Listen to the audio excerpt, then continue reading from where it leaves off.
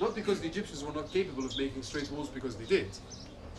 But these mud brick walls will deliberately always build wavy like this, zigzagging all around the place.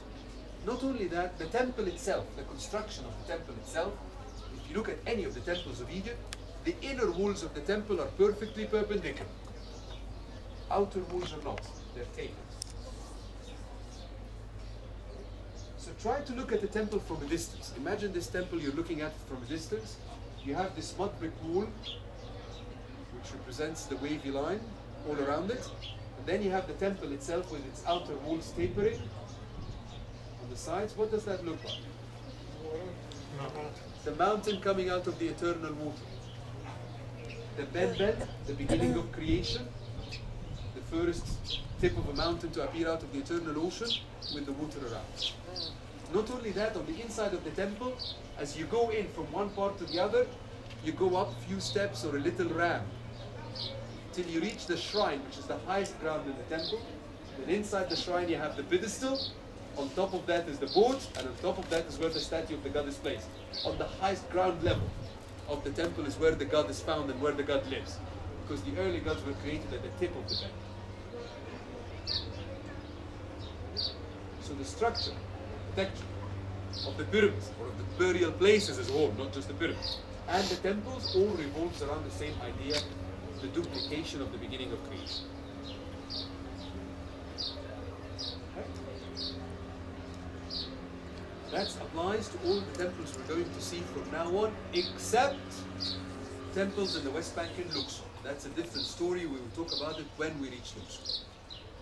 Okay, but all the temples we'll see from now till we reach Luxor follow these rules. Some have more than others. Some temples have 2 pylons. Karnak has 10 pylons in the great temple of Amon. Some have more open courts, and so on. But they have to have at least one of each of these items to have a proper, complete temple. Okay. Now this temple in particular was built for the goddess Isis, the goddess of fertility. She is the wife of Osiris and the mother of Horus, the falcon. She was considered the goddess of maternity in ancient Egypt and actually considered as the divine mother of all the kings of Egypt. So all of the kings were considered as the children of Isis or of Hathor at some periods. The present building is actually a rebuilding of the temple. It's not the original temple. The original temple was built probably as early as the Old Kingdom. Then it was rebuilt again during the different pharaonic periods. But the present building is of the Greco-Roman period. Okay? Started by Ptolemy II, who rebuilt the inner parts of the temple, and then the rest of the Ptolemies followed them after that. So from around the 2nd century BC up till the 3rd century AD. 500 years of building in this place. And you will see why when we go to the inside of the temple, where every inch of every temple in ancient Egypt was meant to be carved and colored, inside and out. This whole temple, every inch was carved and colored. But in this case, unfortunately, the temple was never finished. 500 years, they never finished it. And you see the unfinished part very clearly, even in the open court, in fact in the columns that we will see just there in the open court. If you look at the columns on this side, they've all been completed, the capitals have all been carved in the different floral representations. The shafts of the columns themselves were originally completely carved as well. Whereas if you look at the ones on the other side, only the first 6 columns have had their capitals carved and completed. The others have only been cut out, but the final details were never added and finished. This temple is one of the temples that also was moved by UNESCO. After they completed the movements of the temples in Nubia, they moved this one as well. It was originally on a different island, only about 200 meters from here, much lower level however, and the temple was flooded by that period and they decided to save it. Why was the temple flooded? During the pharaonic period, when the temples were in use, they had the surrounding walls and they had the priests in the temple and the people who worshipped in the temple to look after these surrounding walls. When the religion changed, when the religion of the ancient Egyptians died out and ended and was replaced by Christianity, there was nobody to look after these walls that fell down. Because nobody was interested in keeping the temples going. So eventually the mud brick walls decayed and completely destroyed and the temples became flooded. Before the building of any of the dams, This temple was flooded for about 3 months every year. It's before the building of any of the dams. With the building of the Aswan Dam, of the older dam, that's north of the temple. The water comes in from the south. And the Aswan Dam kept the water behind it for a longer period of time and higher levels. And the temple was then flooded for 8 months of the year. 8 months of the year this place was flooded. Okay? If you came to visit the temple during that time, you would come with little rowing boats, literally, to the top of that pylon, where they used to tie the boats, walk on top of the pylon, back in the boats, and off you go. If you wanted to see the rest of the temple, you had to bring your diving gear. The whole temple, the rest of the temple was underwater at that time. So after they finished the work in UNESCO, south of the High Dam, they then decided to save this temple as well by moving.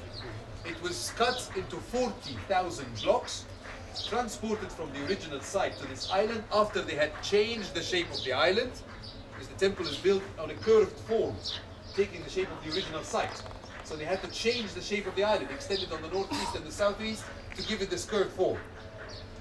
And then they had to level the surface of the island. That took 5 years, just changing the shape and leveling the surface. Then another 5 years were spent moving the blocks from the old location to the new location where it was reconstructed. The work was finished and completed in 1981. Now we'll walk together into the different parts of the temple. I will point out and talk about things which are not repeated in other temples that we're going to see later. But there are lots of figures and things which we'll see in other temples, and we'll talk about them in the other temples in more detail. There is one very important thing that we're going to see together in the temple. This temple was the last temple used by the ancient Egyptians for the worship of the ancient Egyptian gods within Egypt. When the Roman Empire converted into Christianity in the 4th century AD, they started pressing down from Alexandria, their capital and their stronghold, southwards. They reached this temple in 550 AD, and that marks the end of the ancient Egyptian religion within Egypt. Some of the priests escaped into the Sudan and continued with the worship in the Sudan till Christianity caught up in the Sudan as well, and then the religion completely ended. What's amazing about this, however, is that we have a line, a carving, part of the carving, an incomplete figure, where we believe the line that we see up there, the artist was actually working on the site.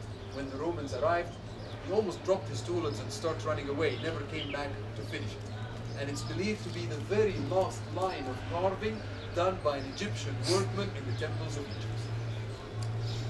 That line we'll see in a minute, down there, is where ancient Egyptian history or civilization, the pharaonic Egypt, stops. That's where it ended. Right there. You can actually see the line that marks that end. Right up there. And that's around 550 AD. 6th century AD. Okay. Questions, anybody? Did the Egyptians sacrifice animals? Animals, yes, but not human. They had animal sacrifices, they never had human sacrifices. Animal sacrifices were very common, yes. Especially beef and so on, which was used. They present the body of the horses of these animals on the pedestals for the gods, leave them for a couple of hours. If the gods don't feel like eating, they take them back and use them for their own food. So that's how the priests survived. Well, the belief really was that the gods would only make use of the essence of these things, these spirits, not of the actual physical body, but of the spirits of these things. Any other questions?